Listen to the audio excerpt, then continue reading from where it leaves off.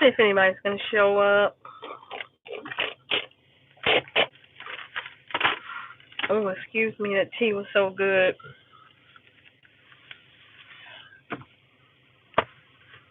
The tea is delicious. All right, well, let's just get started. Maybe you'll catch it later. Anyway, it's your girl, Enchantress, aka Honey Tea, also known as Yen's Star, and just plain old Yen. Coming today because I just wanna share. I wanna share this lovely, precious, oh, valuable healing energy. I've had some beautiful experiences on today. Um, as I go about my day doing my daily tasks, I meet people and we have, you know, beautiful exchanges. I oh oh excuse me. Uh, I rarely have exchanges with malevolence or maliciousness or evil, as they say. I typically have exchanges with people that are beautiful. For instance, I was on a task and I have to use GPS a lot, and most times the GPS is pretty wonky. I prefer, if I'm familiar with the territory, that I rely on my natural ability to be able to maneuver, geographically. And so I rely on geographical aspects, figure my way around. And so I was on this task, and the GPS took me to the address that was previous to where I needed to be, and I figured it out quickly and ran, moved over to that appropriate address so that I could complete my task. And the female was waiting at the door of the establishment, which was a private. It was a private and privately secured ground, and so I wanted to get in and out, quickly. So when I pulled up, she was waiting outside for me, and I delivered to her the package. And as she walked off, she said, "I appreciate you." And it rang so loudly, and it pierced, my emotions. And I turned around and I smiled and I thanked her for that. I told her I needed it. And so later on that day, a couple of tasks later, I had to have interaction with employees at a medical facility. And so the person that I was delivering the package to was uh, a nurse, and she was busy at the time. So I communicated with her, and I allowed her to know that I was going to leave it with the receptionist. Just typical behavior.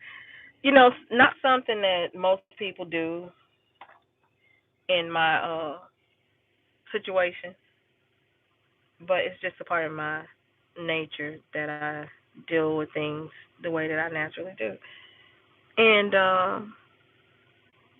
about 15 minutes later, I had forgotten about the task, and she texted me, and this is what she said.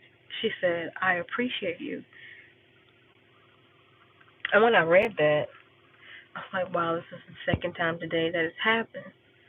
And I appreciated that. I knew that it was bigger than her and the previous individual, that it was, this is what is being conveyed to me in our life experience, that I'm very much appreciated. And I'm grateful for that. So I just wanted to share that with you guys and to just use my voice. Not so much based on what I'm saying, but I've been told that my voice carries this je ne sais quoi, or je ne sais pas, no, je ne sais quoi. And so I have to share more of that. I don't know if you've gone through any of my videos, but I remember when I realized how my voice affected people. I worked at this high-end department store, and so it was during the world's holidays, during Christmas, and we were always extremely busy. And sometimes when we would get these rare high-end pieces, along with other items, that our store would really get really busy because people wanted to partake of the price, the reasonable aspect of the prices of these items, and so they would come to the department store. And lines would be out the door and throughout the store for hours, and it went in waves. You'd have those lines for about 1 or 2 hours, then there'd be a little breather, and then it'll do it again at least 3 times during the shift that I would work. And so the lines were around the store, and so I was front end manager. And because we were so busy, I decided to hop on a register so that I could help my cashier speed the process along. And right before I did that, I made an announcement on the PA because I was typically the one that was announcing to customers what needed to be, announced at that time. And so I got on the register and we started to weed out the line, but I noticed there was this couple and they moved out of their spot a couple times and they ended up being at my register, and by this time now the store was weeded out and it was very thin inside, and they sat there and I rang them up and they were about to walk off, and her husband told me, he said, I have to tell you something. I don't know if you're aware of this.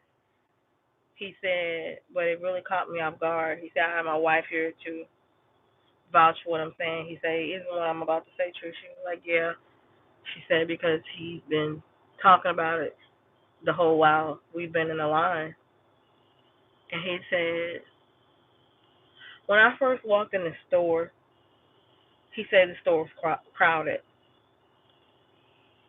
He said, and when we walked in, you were on the mic. And he said, of all the chaos and um, moving in and moving out of the store, when you got on that speaker, it was something about your voice. And he said, I looked to see who that was, and I saw you. He said, isn't that right, honey? And she was like, yes. He said, and I could not leave this store without telling you because you need to know that there's something very powerful about your voice. And I remember when he said that, and it took me aback, and I was just like, it was as if